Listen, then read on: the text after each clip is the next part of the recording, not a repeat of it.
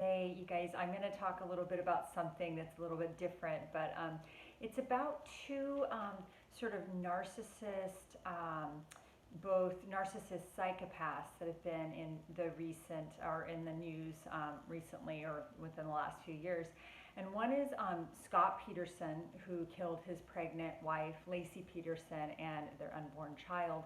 And then also Chris Watts from Colorado. That's a more recent sort of killer of his family, his wife and two small, also pregnant wife and two small children. And some things. If there's a lot of information out there on the internet, some experts are speculating on, the similarities and differences between these two and some of their sort of, machinations or how they operated. And one thing about Chris Watts is he was more introverted than Scott Peterson. He was more, both of them were definitely covert narcissists, but they also had the violence, the psychopathic tendencies, or obviously psychopathic, but they were also both narcissists in that they both wore a mask. And if you notice with Chris Watts, they've analyzed this quite a bit. Well, actually with both of them, that the thing that was sort of striking to the detectives and to the investigators was that neither one of them showed much emotion. There was a real sort of flat affect of emotion with both of them. And when one of the detectives was interviewing Chris Watts, you did notice one thing that sort of flashed across his face in the interview when he was sort of referring to his wife and children, and it was like a brief look of disdain for his child, actually, when the child was mentioned. So there was that kind of hidden disdain. But when they interviewed both of them, they were so calm, cool, collected, no real emotional excitement, very flat, right? Very flat affect. And, really, obviously, now in retrospect, you look back and it's like, oh, that's this appalling lack of empathy, right? None. But with Chris Watts, you'll also notice that when he changed his story, he did blame shifting. He literally blamed his, wife and said that she had strangled the daughters, and that's why he came in, and killed her because she was strangling the daughter. And that is such, the detectives don't believe that at all. Obviously, he's been incarcerated and, charged. But he blame shifted. Here he is blame shifting on his dead wife, right, that he killed. So it's so interesting where you see this, he had this mask of perfection. All their neighbors thought they were a great couple. Yeah, they had problems like all people do. They had some financial problems and stuff, but they thought that this was like this, fairy tale sort of, excellent marriage.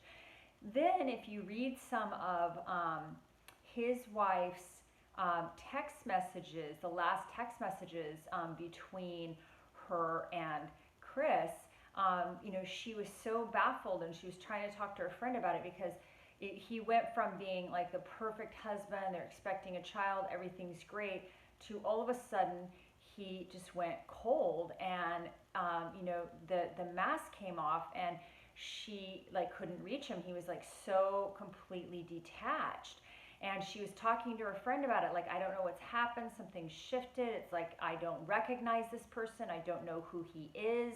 It's he's another person. And of course this was because he was actively engaged in the discard because he had secured or was securing a new source of supply in that this lady that he was having an affair with at work or having a liaison at work.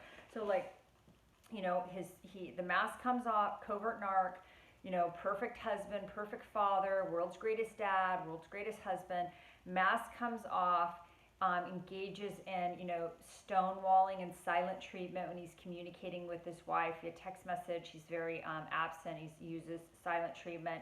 And then some manipulative, insincere communication.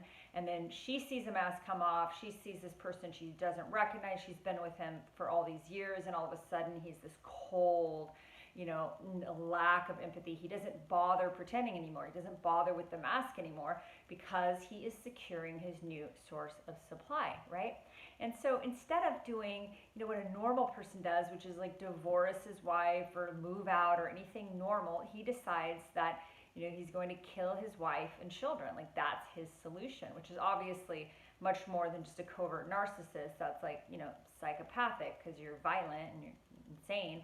So, and then when the police were even interviewing him, I mean, if you watch the interviews, like, it's such a high level of manipulation. Like, he's so manipulative. It's just astounding.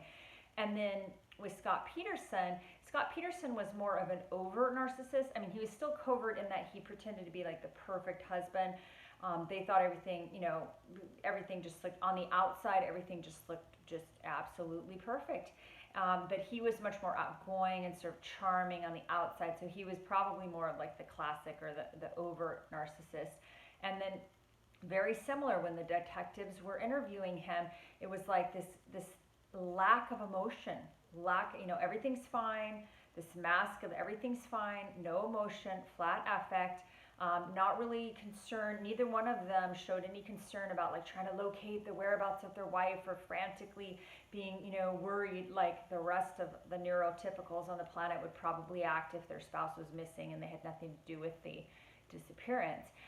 They noted that Scott Peterson was just very sort of not emotional, calm, cool, collected. Both of them, calm, cool, collected, right?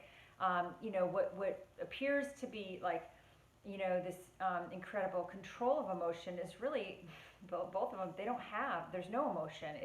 They're dead inside. So it's not even that they're controlling, they just don't have it to begin with, right? There's no empathy.